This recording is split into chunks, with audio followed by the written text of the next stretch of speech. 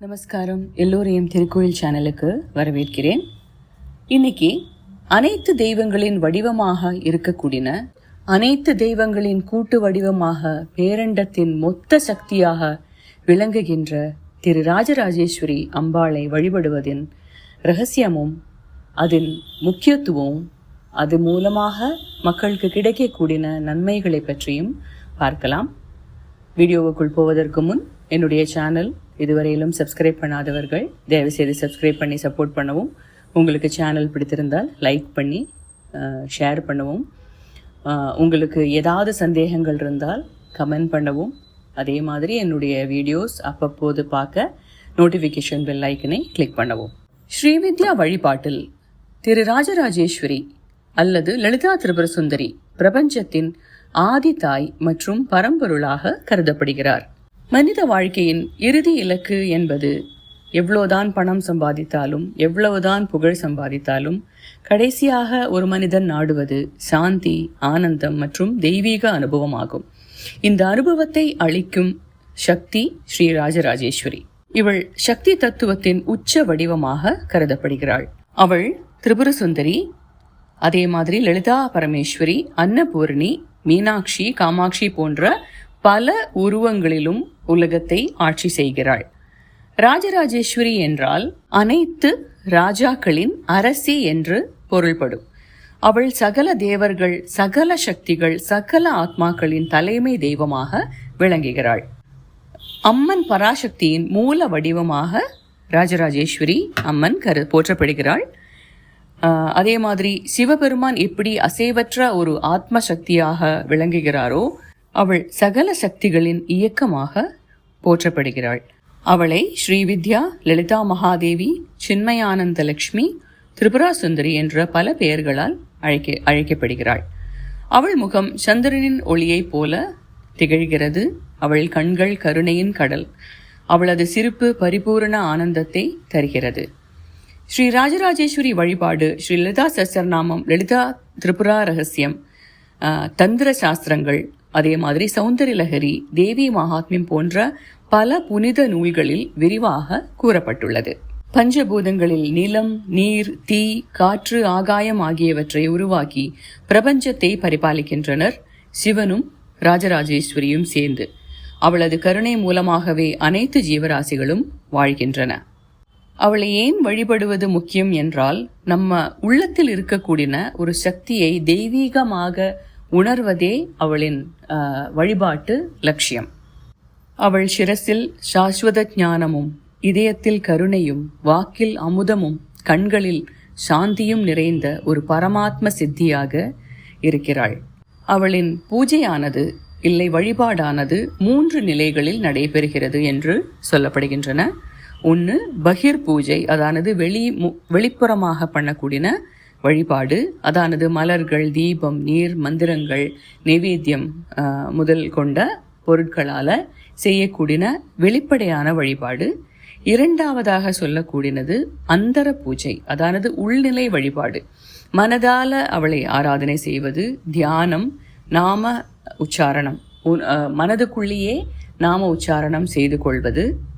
மூன்றாவதாக பரபூஜை, அத்தியாத்ம பூஜை, அதானது தன்னைத்தானே அவளுடன் ஒன்றாக உணரக்கூடிய ஒரு நிலையில் நமக்குள்ளேயே தான் அந்த அம்பாள் இருக்கிறாள் என்ற அந்த உணர்வுடன் பூஜை செய்வது அந்த மூன்றாவது நிலை.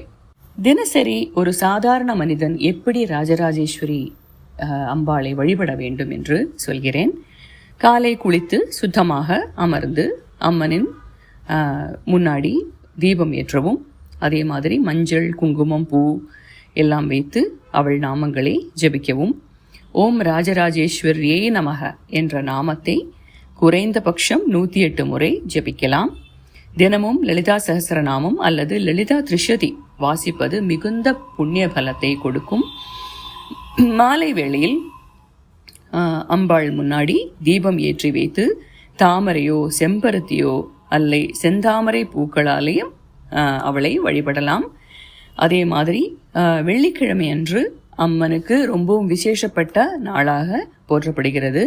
அன்னைக்கு ராஜராஜேஸ்வரி அஷ்டகம் என்ற அந்த ஒரு ஸ்தோத்திரத்தை ஒரு 3 முறையாவது பாராயணம் செய்து அவளுக்கு ஏதாவது ஒரு விதமான நெய்வேத்தியத்தை வைத்து அவளை வழிபடுவது விசேஷ பலன்களை கொடுக்கும். ஸ்ரீ ஷோடஷி வித்யா அல்லது ஸ்ரீவித்யா மந்திரம் தெரிந்தவர்கள், ஒரு குருமுகமாக பெற்றுக்கொண்டவர்கள் தந்திர பூஜை செய்யலாம். பௌர்ணமி நாளன்று அம்பாளை தியானித்து லலிதா சஹஸ்ரநாமம் முழுவதும் பாராயணம் செய்வது மிகுந்த பலனை கொடுக்கும். அதே மாதிரி பஞ்சபூத தீபம் ஏற்றி, அதானது நிலம், நீர், நெருப்பு, காற்று, ஆகாயம் ஆகிய 5 பூதங்களின் ஆற்றலை வணங்குவதையும் அவற்றை குறிக்கும் வகையில் 5 வகையான எண்ணெய்களை கொண்டு ஏற்றப்படும் விளக்குகளே தான் பஞ்சபூத தீபம் என்று சொல்லப்படுகிறது. இந்து மத சடங்குகளில், கோவில்களிலும் வீடுகளிலும் தீபம் ஏற்றுவதற்கு பயன்படுத்தப்படும் 5 புண்ணிய எண்ணெய்களின் கலவையே பஞ்சதீப எண்ணெயாக சொல்லப்பட்டிருக்கிறது. இந்த தீபத்தை ஏற்றி அவளுக்கு புஷ்பங்களால் அர்ச்சனை செய்யலாம்.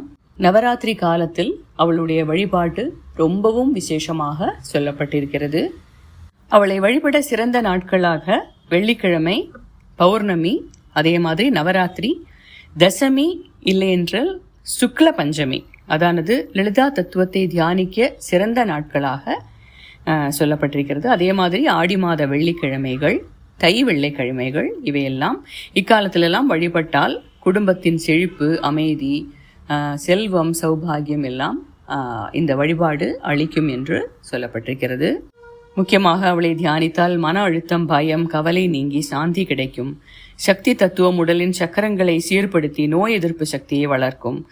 ஸ்ரீ ராஜராஜேஸ்வரி லக்ஷ்மி தத்துவத்தையும் உடையவள். அவளை வழிபட்டால் வீடு, வாழ்க்கை, வணிகம் எல்லாம் வளர்ச்சி பெறும். வீட்டில் அவளது படம் அல்லது எந்திரம் வைத்து பூஜை செய்தால் சண்டைகள், விரிசல்கள் எல்லாம் குறையும்.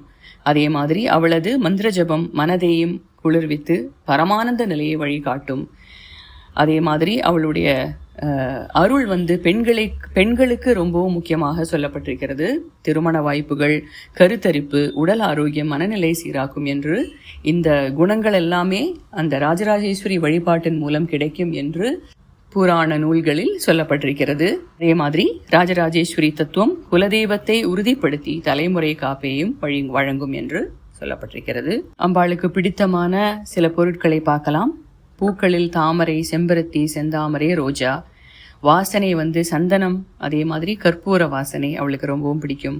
நிவேதனம் நெய் பாயசம், அதே மாதிரி தேங்காயால் ஏதாவது ஒரு ஸ்வீட்டு. அதுக்கப்புறம் எல்லா விதமான பழங்களும் அவளுக்கு நைவேத்தியம் செய்யலாம். நிறங்களில் சிவப்பு, தங்க நிறமான வஸ்திரம், அதே மாதிரி மஞ்சள் நிற வஸ்திரம் ரொம்பவும் அவளுக்கு பிடித்தமானது. அவளுடைய ஒரு சின்ன 3 வரி ஸ்லோகத்தை நான் இங்கே சொல்லுகிறேன். அதை தினமும் உங்களுக்கு எத்தனை தடவை வேண்டுமானாலும் ஒரு குரு உபதேசம் இல்லாமலே சொல்லி வரலாம். ஓம் ஸ்ரீ மாத்ரே நமக, ஓம் ராஜராஜேஸ்வரியை நமக, ஓம் லலிதாயே நமக. இந்த 3 மந்திரங்களையும் பௌர்ணமி அன்றோ, வெள்ளிக்கிழமை அன்றோ, இல்லை நான் மேலே குறிப்பிட்டிருக்கக்கூடிய எந்த நாட்களிலும் நீங்கள் எத்தனை முறை உங்களால் ஜெபிக்க முடியுமோ குளித்து சுத்தமாக ஜெபிப்பது அந்த வீட்டிற்கு எல்லா விதமான ஐஸ்வர்யத்தையும் பெற்றுத்தரும் என்று சொல்லப்பட்டிருக்கிறது. ஸ்ரீ ராஜராஜேஸ்வரி அம்மன் வழிபாடு என்பது வெறும் பூஜை அல்ல, அது நம்முள் உறையும் சக்தியை விழிப்பித்துக் கொள்ளும் தெய்வீக அனுபவமாக சொல்லப்பட்டிருக்கிறது. அவளை வழிபடுவோர் அவளது கருணையால ஒரு சாந்தி, ஞானம், செழிப்பு, ஆனந்தம் ஆகியவற்றை அடைவார்கள் என்று சொல்லப்பட்டிருக்கிறது. அவளது கருணையை ஒரு முறை நம் வாழ்வில் வந்துவிட்டால் எந்த துன்பமும் நீடிக்காது என்றும் சொல்லப்பட்டிருக்கிறது. அவள் கருணையின் கடல், அவள் நம்முள் உறையும் பராசக்தி. எல்லா உயிர்களும் அவளது அருளால் திகழ்கின்றன. அவளை நம்பி வழிபடுவோம், அவள் நம்மை நிச்சயமாக காப்பாள். ஓம் ராஜராஜேஸ்வரியே நமக. மேலும் இன்னொரு பயனுள்ள தொகுப்புடன் உங்களை மீண்டும் சந்திக்கும் வரை நன்றி, வணக்கம்.